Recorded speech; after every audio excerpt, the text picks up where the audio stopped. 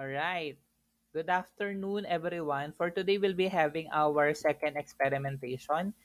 And for our second experiment, this is related to incremental search method.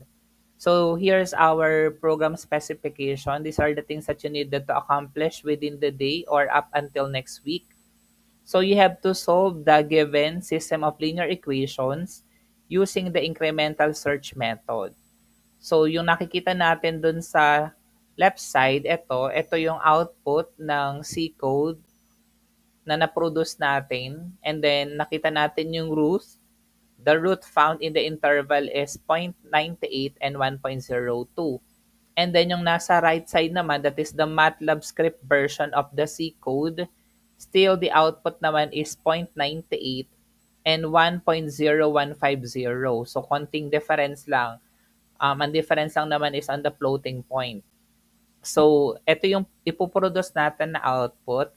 What you're gonna do is, you have to do several methods. Yung una, gawa tayo ng computation method. Simple using lang ng Excel. So, ang goal lang natin is to obtain the values of function of x relative to x and increment. And then, identify the root. So, meaning to say, bibigyan kita ng equation, and then you just have to substitute the value for the x, and then from there you can identify the root. And then yung item number 2, this is just about pseudocode. You're gonna provide a pseudocode that simply outline the logic for solving the system of equations using the incremental search method. In your case naman, I'll be giving naman the source code. You just have to further study that and make an outline out of it. And then, yung part 3, yung C code na nga natin, you just have to run the C program provided for different input combinations and calculates and prints the root. Ayan. And then, make 10 trials and tabulate your results. So, gawa tayo ng 10 trials, irarun mo yung ating script. So, for 10 trials, and then you have to tabulate your results, both for the C and for the MATLAB. And then, for the MATLAB code, ganun din, provide ko rin yung MATLAB script, and then you simply have to run the MATLAB script that performs the same calculations and displays the results.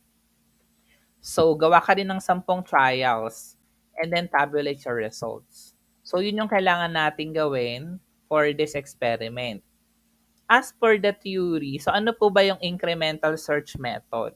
So the incremental search method in numerical methods involves systematically guessing values within a range to find an appropriate root of a function or approximate root of a function.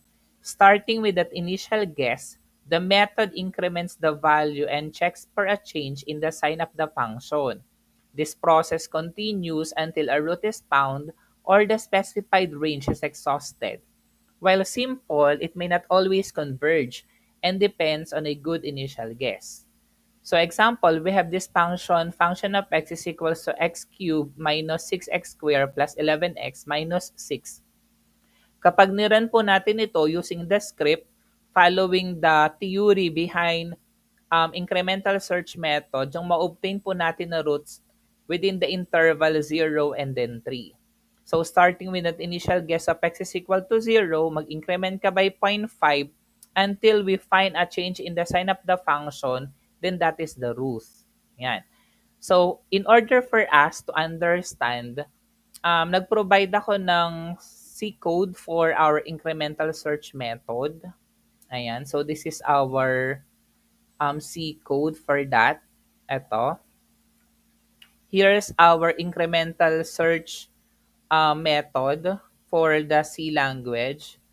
So, pinrovide ko yung ating source code. As you can see, meron tayong standard input-output.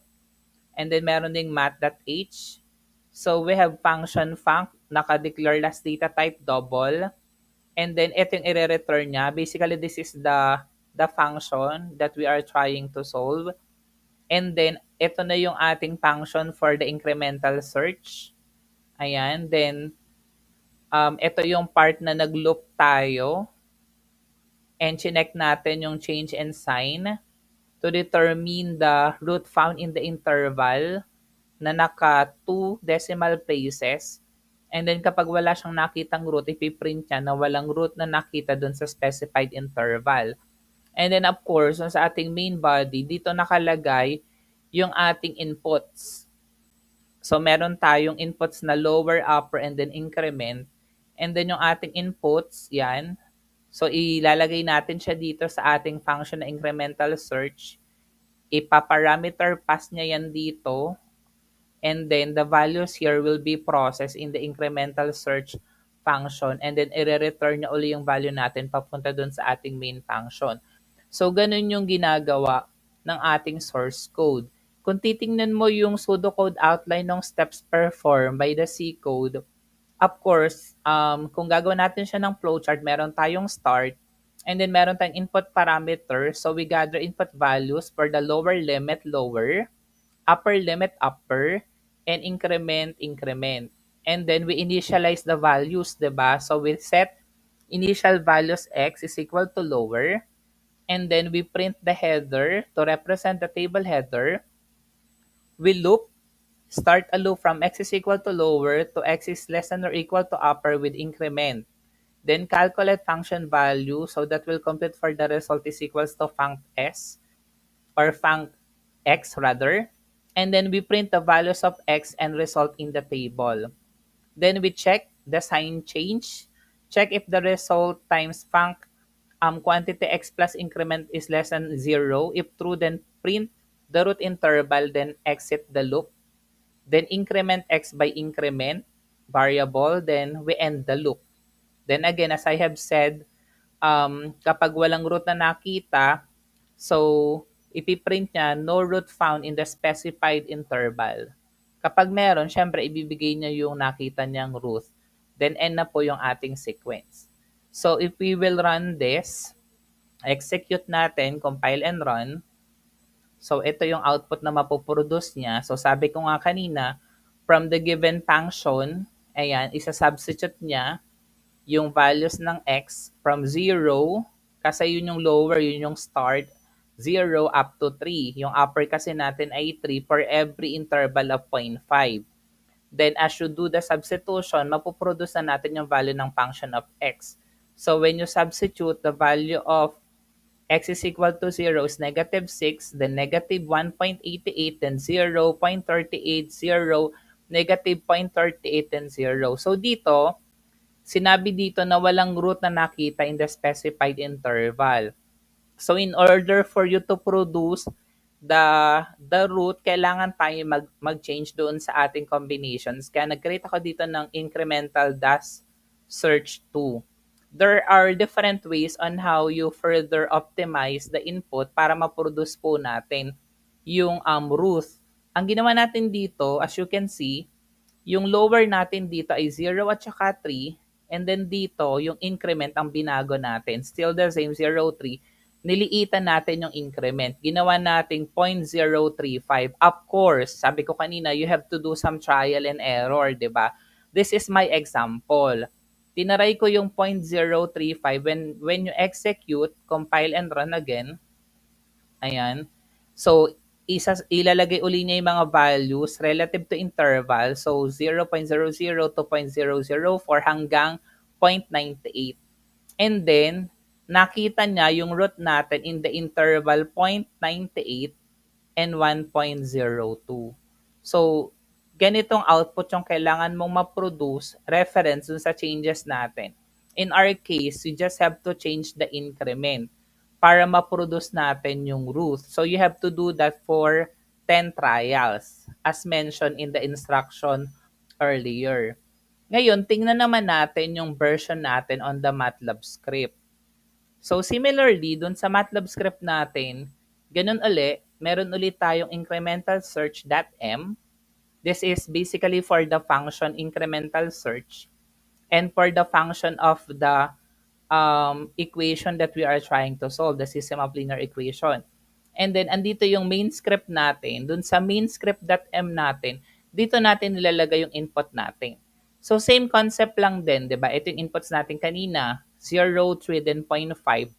And then, meron tayong function call, which is incremental search. Ibabato niya si lower, si upper, si increment, papunta dito sa incremental search na function, lower upper increment. And then after doing so, meron din tayong printf, meron din tayong looping statement.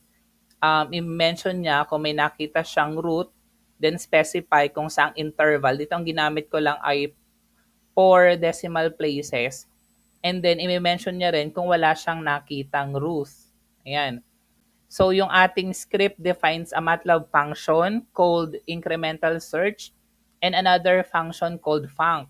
So this purpose, or the purpose of the incremental search function, is to perform an incremental search for finding roots, zeros of a given function within a specified interval. The incremental search function takes three parameters: the lower bound of the interval, upper bound of the interval, and the step size for the search or the increment. Inside the function, a loop is used to iterate through the specified interval with a given increment. For each value within the interval, the function func is called to calculate the corresponding result. The values of x and result are then printed using fprintf to display a table of x and function of x values. The script checks for a change in sign of the function between the current x and the next x plus increment. If there is a change in sign, it indicates a possible root within that interval. The script then prints the interval where the root is found and returns from the function. If no root is found after the loop, the script prints a message indicating that no root was found in the specified interval. The func function is defined separately and calculates the value of the function y is equal to x cubed minus 6 times x squared plus 11 times x minus 6 for a given x. So to use the script, you can call the incremental search function with appropriate arguments, lower bound, upper bound, and increment, and it will perform an incremental search for roots of the specified function within the given interval. So, i-run po natin yung ating provided script. So, in doing so, since ito na nga yung ating main script, ito lang yung kailangan po nating i-run.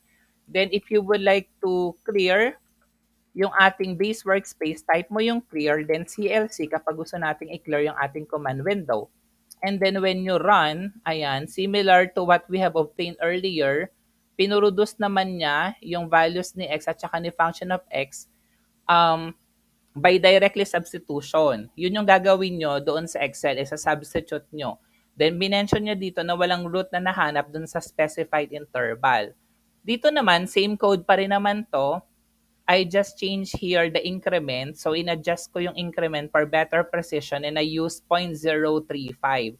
So, similarly, i-clear lang uli natin. Ayan. And then, when you run, ayan. So, ganun din yung nangyari. So, na-produce natin yung lahat ng list ng x and function of x, and then nahanap niya na yung root nahanap doon sa interval na 0.98 and 1.0150. So, similarly, ganun din yung gagawin natin. Kung anong na-decide mo na combinations, especially ng changes na gagawin natin for the increment dun sa C language, that's the same values na gagamitin mo dun sa MATLAB script. And then you have to tabulate po our results. Yan. So, yung kanina kasi, yung original na niran natin, yung hindi version 2, yung script is not finding a root within the specified interval based on the provided output. If you're not getting a root, it might be due to the choice of the interval or the nature of the function. So, there are a lot of suggestions para mahanap po natin yung root. Una, we have to adjust the interval. So you can try changing the interval, expand or narrow down the interval to see if a root exists within the chosen range. So pwedeng baguhin mo rin yung lower upper. It's up to you kasi pinakita ko lang sa inyo yung second. Number 2, refine the increment. Yun yung ginawa ko. Change the increment value. A smaller increment may lead to a more accurate result, but it will also increase the computation time. True yun, diba? Napansin nyo, nung niliitan natin yung increment, eto, yung una, hindi natin na-produce yung desirable root. Pero yung pangalawa, na-produce natin yung desirable root. Pero since maliit yung ating increment, lalong humaba yung value. So, tumagal yung computation time. Pero again, you can adjust the interval, you can refine the increment, and then pangatlo, you can also use a different initial guess. In the function, the initial guess for the root is x is equal to 0.